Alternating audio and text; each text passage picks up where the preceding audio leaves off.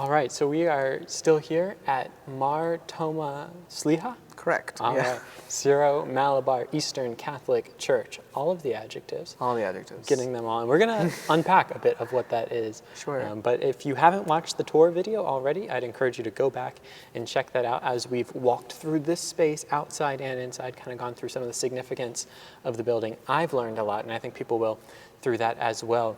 But now I want to sit down a bit to talk about the Syro-Malabar tradition. And before we do that, I want to make sure, just so people know if they didn't see the other video, could you introduce yourself once more? Sure. So my name is Father Joby Joseph, and I'm a priest of the St. Thomas Syro-Malabar Catholic Diocese of Chicago.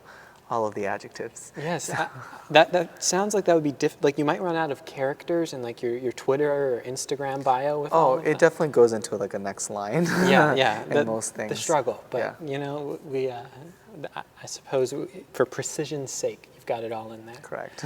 That's awesome. So just to start, so St. Thomas Syro-Malabar Catholic Church. So St. Thomas, as we talked about throughout this, is very significant, it seems, for the Syro-Malabar Church. Can you talk me through a bit of the story of why that is? Correct. So, sure. So as we know, Jesus had his 12 apostles, and after he ascended, right, into heaven, these apostles go about doing their missionary and their evangelization work. And so it's believed that in AD 52, St. Thomas the Apostle, because of the trade routes that were all going along the Arabian Sea, found his way to the Malabar coast, which is the southwest coast of present-day India.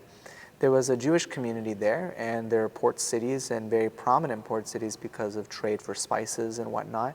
And so because of that, St. Thomas came for the Jewish community, but then ultimately ended up evangelizing as well the local people as well. And he established 7 communities across this Malabar coast, and then going to the other side of India to once again to evangelize and to preach the word of God there, he was martyred. And so his tomb is on the other side of India. I'm going to butcher the name, but point being is on the eastern coastline. And so, since AD 52, and there has been Christianity in India, and this sense that we've received the gospel through St. Thomas. And so that's something that the Syro-Malabar community in particular is very proud of. But at that time, the Christian community actually wouldn't have been called the Syro-Malabar community or the Syro-Malabar Catholic Church or anything. They were just the St. Thomas Christians, the Christians who learned their Christianity through St. Thomas. And so if I understand correctly, not all of the heirs of the St. Thomas Church in India are necessarily in communion with Rome like the Syro-Malabar Church. Is that correct? Correct, yeah. There are 7 different church communities that are all part of the St. Thomas Christian community. And so the Syro-Malabar Church and the Syro-Malankara Church are the 2 that are in the Catholic communion. But there's also the Jacobite Church, the Malankara Orthodox Church, there's the Mar Thoma Church, there's the Suraya Chaldea Church, and then there is, I think, the Malabar Independent Church as well. Okay. And so these are all churches, ecclesial communities that, because of the course of history, because of various rifts, have grown apart, but they all can claim that they have their apostolic roots from St. Thomas's preaching.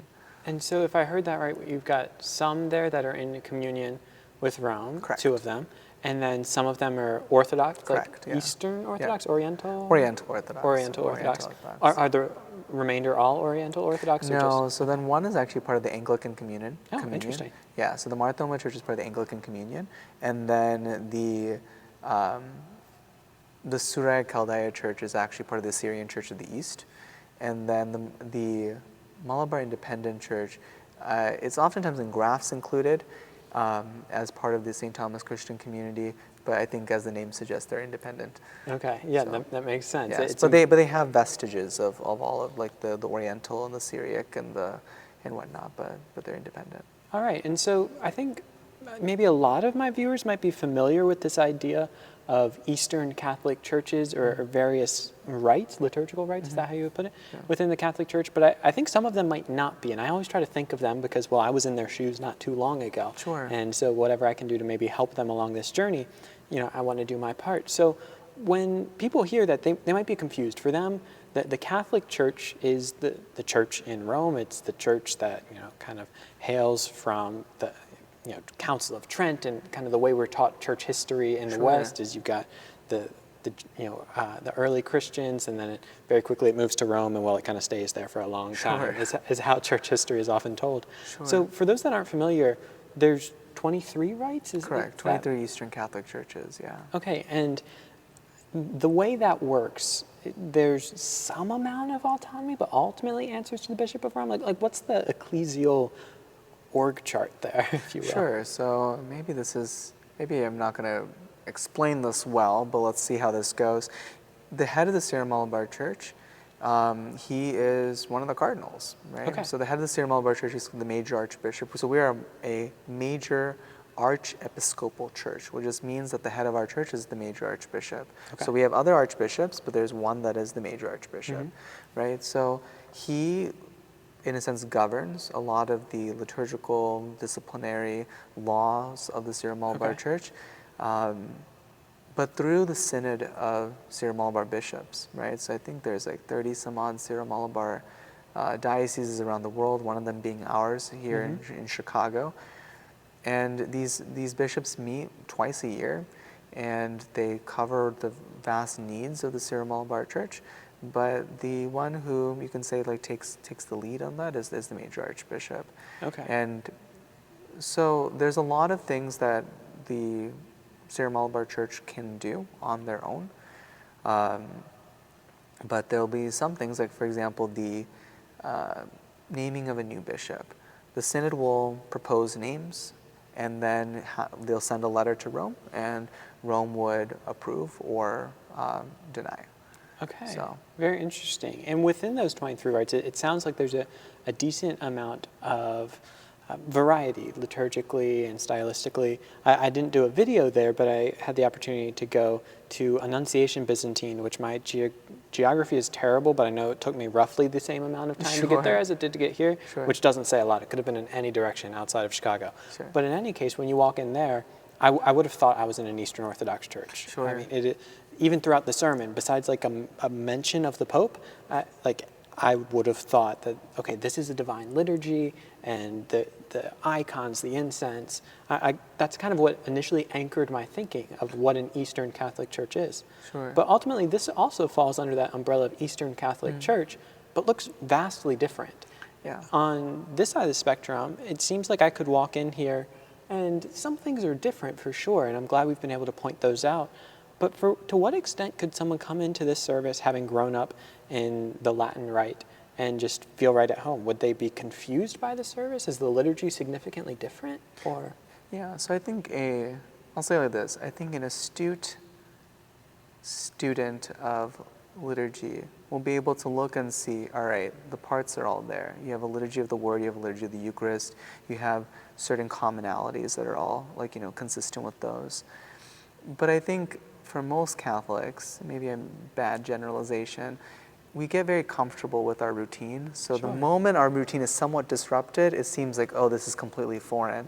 And so I think the average Catholic coming in might come and be like, this is completely different from the Mass. But in the grand scheme of things, it really isn't. You come in, you have some introductory prayers.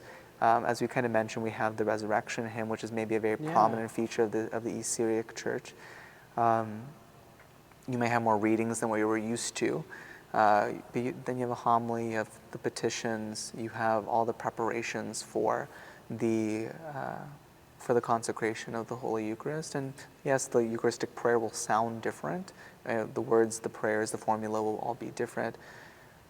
Reception of communion will be the same, and then you have some sort of concluding prayer, and you're off you go, So those things are all consistent. The overall flow of it will be the same, but But that's the case with any church. It's a lot of times it's maybe the particular aesthetic that we're used to that might be variant. Yeah, and so in the portion, so you've got kind of the major hallmarks there, if you will. That's not the word you used, but the liturgy of the word, and you've got the Eucharist, and kind of those things that people would be very familiar with as kind of staples of a Catholic liturgy. But then maybe some of the prayers are different. Where things are different, are they specifically? This is a word we use a lot in Protestant kind of context. I don't know if this is kind of contextualized to specifically like the Indian community, or like the any kind of Indian experiences there, or do they just happen to be different? Does that question make sense? Maybe. I think looking at the Syro-Malabar Church now and knowing her history, I think there is a certain contextualization that has to be appreciated, right? So as I mentioned, I keep mentioning that the Syro-Malabar Church, the Syro, right, comes from Syrian, right, the East Syrian tradition. And so the word kurbana is a Syriac word. A lot of the words like the mar, the sliha, those are all Syriac words. So a lot of these Syriacisms, right, or this Oriental quality that we get, we're beneficiaries of the Persian Church. Yeah. So that liturgy, that tradition has come to us, and once again through the trade routes, through the missionary activity of the Church of the East, through a shared connection of St. Thomas, that tradition has been given to us, and we've held it, we maintained it very, very diligently, even like for the first 1,000 years, really, right? Like, until the 1500s or so, our bishops were actually coming from Mesopotamia, or from the Church of the East. Okay. And so we have this very strong connection there. Yeah. But I say that because we have that strong connection. Then comes like the 1500s, when the Portuguese are on the seas, right? And sure. And the Archdiocese of Goa, in particular, in kind of like a little bit further up the coast in India. There's the Latin diocese that's established there, and they take the Syro-Malabar, what becomes the Syro-Malabar Church, under their wing. Okay. And so you have the first beginnings, unfortunately, of the division of the St. Thomas Syro-Malabar, or you have the first divisions of the St. Thomas Christian community, that a group that wants to stay with the Latin Portuguese bishop, and then a group that doesn't, right? And then leads to further splits until we have our 7 now, right? Yeah. Perfect number, hopefully. I think 1 would be a better number, but go figure. Yeah. But even then, so from like that 1500s until like the beginning of the 20th century, there is this hybridity, this experience of being Syriac, right? Having this Syriac patrimony, but at the same time having these different Latin expressions, Latinisms, points of contact, that devotions that you have to reconcile with, right? So that we're not afraid of the crucifix. Yeah. We're not afraid of different statues, that a number of saints, right, have played a role in our devotional life, right? Saint Sebastian, very prominent to the Syro-Malabar Church, or Saint Francis Xavier, very important to the Syro-Malabar Church. So those things, even the Eucharist, right? Eucharistic adoration, the Rosary, different things that have become part of our spiritual heritage come from the Latin Church as well. And then once we've received our own autonomy, like towards the end of the 19th century, beginning of the 20th century, during that period is when the Syro-Malabar Church has to reflect. And it's still, I would think, in the reflection process of who are we as a church, right? Yeah. We have this experience, really recent experience of being with the Latin Church, where our designation was we were Syrian Christians and then there were Latin Christians. But at the end of the day, Syrian Christians, Latin Christians are both Catholic under the same bishop, right? We've had an extended history with the Church of the East, where we got our Syriac liturgy and the language and the aesthetic and all that, right? But even more foundational than that is actually that we were preached the gospel by an apostle, right? Yeah. And being preached an apostle on Indian soil, like what does that mean? So in that way, this church has to reconcile that we have all these components, these parts to us, but there's an integral unity there because we are people, right? And how do we find that integral unity there? It's no secret that today, perhaps more than ever, people are struggling with their mental health. I think if I asked you all to virtually raise your hand and said, hey, are you currently struggling? Do you consistently struggle with mental health, be it anxiety, depression, or whatever? I think many of us, myself included, would raise our hand and say, yeah, like things get hard sometimes, and sometimes it feels like more than we can handle. But the problem is, despite facing these difficult circumstances and dealing with these mental health crises at times, so few of us end up actually getting the help that we need. It might be because it can take so long to get into a counselor or therapist, or you think it's going to be too much, or maybe there's this thought in the back of your head that Christians aren't allowed to have mental health problems. And does that mean there's something wrong with me? Well, from the beginning of my channel, far before it had any type of reach or influence, I have wanted to do my part to help end that stigma. That's why one of my first videos I ever made was titled, "You Can Have Jesus and a Therapist Too," hoping that would give people the permission to go out and get the help they need without being worried about these shameful stigmas that people have attached to it. Well, now I am so excited to be partnering with Faithful Counseling, who are leading the charge in helping people get the help they need. Rather than having to wait months to get into a counselor, if you sign up for Faithful Counseling, you can be paired with a counselor in 24 hours or less. I don't know if you've ever attempted to do something like this through traditional avenues, but if you have, you know just how crazy it is to be able to pair up with someone that quickly. All of their counselors are licensed and have over 3,000 hours of experience. You can connect with them in flexible ways. You can do video sessions, phone calls, private messaging. It is really fantastic. They even have a live chat. It is such an amazing service. I'm so excited to be partnering with them, and I'd really encourage you to check them out. We're going to faithfulcounseling.com/gospelsimplicity. If you do so, you'll get 10% off your first month, and I think it will be really, really helpful for you. Now, I do want to say that this isn't a crisis line, and if you are experiencing suicidal thoughts or ideation, I would encourage you so much to not go through this alone, but to reach out to a crisis line. I'll put one on the screen here. But if you are looking for mental health help, I think Faithful Counseling could be great for you. They will connect you with a Christian counselor, and I know people come to my channel from a variety of backgrounds. So if you want one specifically from your Christian denomination, they will work with you to try to make that happen so that you can get Christian mental health help. I think it's going to be fantastic for you. I can't wait for you to check it out. Again, that's faithfulcounseling.com/gospelsimplicity. You get 10% off your first month. After that, it'll be $260 per month, but there is financial aid available for those who qualify. Once again, guys, don't hesitate to get the help you need. faithfulcounseling.com/gospelsimplicity. I really like that. And I think there's so many interesting points there. I really appreciate you going into the history there as well. You know, I know this is kind of a somewhat hot button issue within like history, and it's coming into theology as well, I think. But it seems like kind of inextricably wrapped up with this is kind of that history of colonialism with the Portuguese coming into India there, and in some of the St. Thomas Church kind of becoming part of becoming part of the Latin Church, a fair way of saying it, or kind of coming under their jurisdiction. That might be a better way to phrase it. Yeah. Better way of putting it there. Did that cause a lot of tension within the St. Thomas Church? I mean, there's a division there.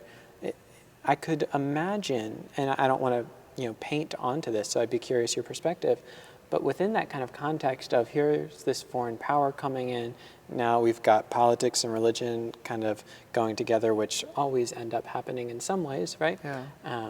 But was there a sense of like, why would part of this church go with the Portuguese who have come in from the outside? Is that a point of tension still, or at one point within the church? I think it was probably a stronger point before. Yeah. Maybe not as much now, because ironically, the community that ended up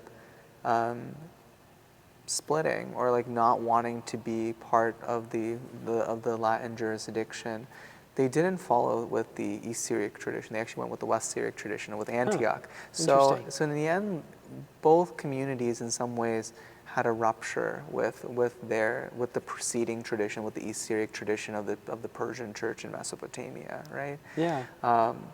So how much of that is just human fallenness, and we can just chalk it up to that? That's probably what I would do. But at least for the Syro-Malabar Church, if I want to talk about my like forefathers, right? Like I want to believe that the belief was really that there was not a sense that we were in any way distant from Rome, that we were not distant to Peter, that we were not distant from the Roman Church. It was just distance and feasibility that kind of prevented us from actually being together. And that'd be pretty much it. And I think that makes a lot of sense, especially, I've grown up in a time, not that I was even thinking of this for most of my life, but where popes traveled the world and they went all around and they could visit everywhere. In the 1500s, the odds of the Bishop of Rome coming all the way to India and crossing that distance, the physical distance, it's just not going to happen. No, yeah. But I like what you mentioned of kind of that not feeling necessarily distant in faith there between what's going on in Rome and also just with the heritage of St. Peter. I think that's a really neat point there and just an interesting kind of historical thing to think about. As we kind of move into the present day and we think about the Syro-Malabar Church and what it is to be a part of it, and maybe I think something I'd like to explore is, so you attended Mundelein or still do there, and so you're around probably a lot of Latin Rite seminarians and priests. When you come into those spaces, what is it that you feel kind of the Syro-Malabar tradition has to offer to them? Maybe not in the sense of being better, but maybe it illuminates something about the spiritual life in a different way, or devotional practices, or even just the cultural heritage, whatever way you want to take that. I'd just be curious, in your conversations with maybe a fellow priest or a professor there, what do you think is a unique contribution of the Syro-Malabar tradition? Sure. So if I go with the Syriac side of things first, right?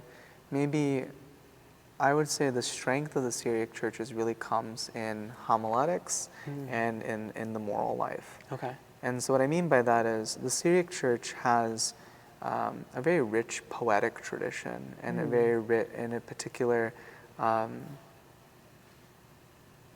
homilies, right? Yeah. So reading a lot of the Syriac fathers, there is a very beautiful way that language is used in order to describe mystery, or just to even I don't want to say obscure, but really to like remind us of the depth of this mystery. Yeah. And so that's something, that literature, that language is something that could be very beneficial. I find it very peculiar, or very ironic, maybe that's the better way to say it, that a lot of seminarians will say that their favorite hymn is "Let All Mortal Flesh Keep Silence." And I'll say, well, look at the text for that. It's a Syriac text, and that there is something about the Syriac literature that's appealing, maybe to a mind that is trying to be so precise and rational and trying to demystify and clarify and know everything, that we're content with paradoxes. We're content with kind of the mystery of things. But the Syriac church also has a very strong ascetical tradition, has had for a very long time. And so even the parishioners here, they're used to a majority of the year that they're fasting. We're used to a majority of the year that there's going to be no eating meat and periods of penances, and being able to live that sort of austerity of life for mortification, the strength of the will. Yeah. And that sort of discipline, and being able to have that discipline regularly integrated into the life of the Christian, the disciple of the Lord, is, I think, a strength of the Syriac tradition as a whole as well. That's great. Yeah, go ahead. But then I would say, like, that being the Syriac side, but then I think with the Indian side, or like the Malabar side, right? If we can go with that, there's a certain vibrancy, right? I think one of the things that American Western culture really likes about India is the colors, the life that it has. There's just a different aesthetic altogether there, and though that's something that I have yet to necessarily pinpoint, but I know that's my lived experience. That being raised in an Indian household with Indian parents, being in a community that has this this warmth, this care, the sense like I can come here and somehow people will find some way that we're related, you know, and it might be this very loose connection, but it's because you're family, right? And like I said, with the processions, with the colors, with making things celebratory, right? That even a minor feast day here, we have to have, you know, songs and be able to, like, you know, have flowers and just do all like the pomp and circumstance around it. And at one point it sounds atrocious, maybe to like the kid who's like, I'm tired of being at church. But on another side, it really just shows like how life is just so sacred. Yeah. And maybe the touchstone for both of those, it's the humility to recognize that we are humans, but being humans, we are creatures of God and the Creator, and the Creator is just so benevolent and so good to us that it's a feature of a lot of these, like, of the liturgies of the prayers during Kurbana, that if you really read them, they're not asking for anything, and they're not really saying anything other than an elaborate way of saying, God, you are awesome, and we praise you. That's it. Yeah. Right? Even the resurrection of the Lakumara that I mentioned earlier, right? The Lord of all, we praise you. Jesus Christ, we glorify you. For you give man glorious resurrection, and you're the one who saves his soul. It just says, essentially, we praise you because of who you are. Yeah. Not for no other purpose. And for that, we praise you. Right? And that's something that I think is perhaps missing. Sometimes that our relationship with God might be a little too transactional, like, God, I want you to do these things, or I want you to be like active in my life, or these are the reasons why X, Y, and Z. And say, no, can we just simply just praise for the sake of praising? Yeah. And that's perhaps something that I think that the Syro-Malabar Church can offer, or be able to maybe remind our brothers and sisters of different Christian traditions, that, you know, we have such a good God. Like, you know, there really is no reason to, Yeah. What a beautiful thing, and what a beautiful reminder that I think we all need, that the act of praising God just for his praiseworthiness is such a beautiful thing that can often be lost. It's often, hey, God, you're great, and by the way, I really need to ace this test, so if you could come through on just like, you know, slip it in, like, you know, right. like, you know, like, I'll light a candle, I promise, you know. Yeah, but to really stop and to practice the art of celebration is something that it seems like you're talking about there as well, with the pomp and the circumstance of it all, that this is, that there are so many things to praise with enthusiasm, and we can forget that. I think that's really beautiful, and I absolutely love that. I think that's a great place to kind of start landing the plane, and I really appreciate your time.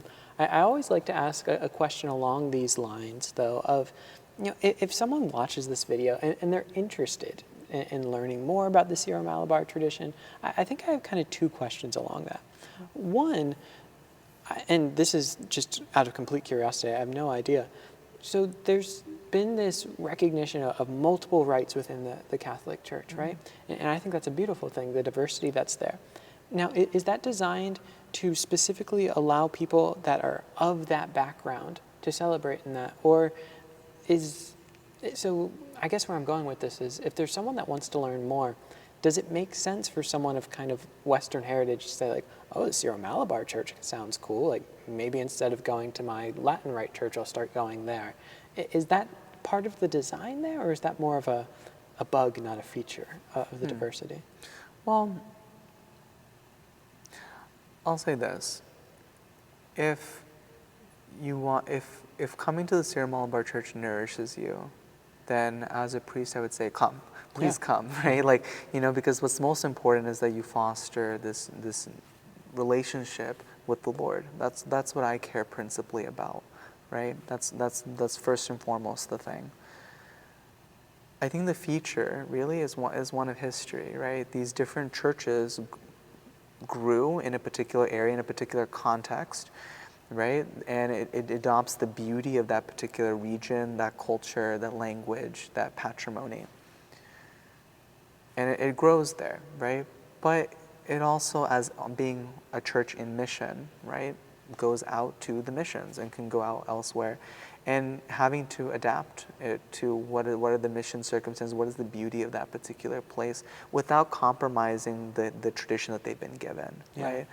So we're in a peculiar period of human history, just being like in a very global culture, right? Where you have multiple jurisdictions, multiple people, multiple everything kind of going on. Like you said, you were able to go to Annunciation Byzantine Catholic Church, which is not that far from here. And if you were to just go not too far from here, you have the Syro-Malabar Church, you have the Armenian Church not too far, the Chaldeans nearby, the Maronites nearby. Like, everyone is around, right? And so, is there a way that we can all like learn from each other? Of course, right? Is there a way that we can preserve our distinctiveness? I think we should. That's what the church has asked us to do.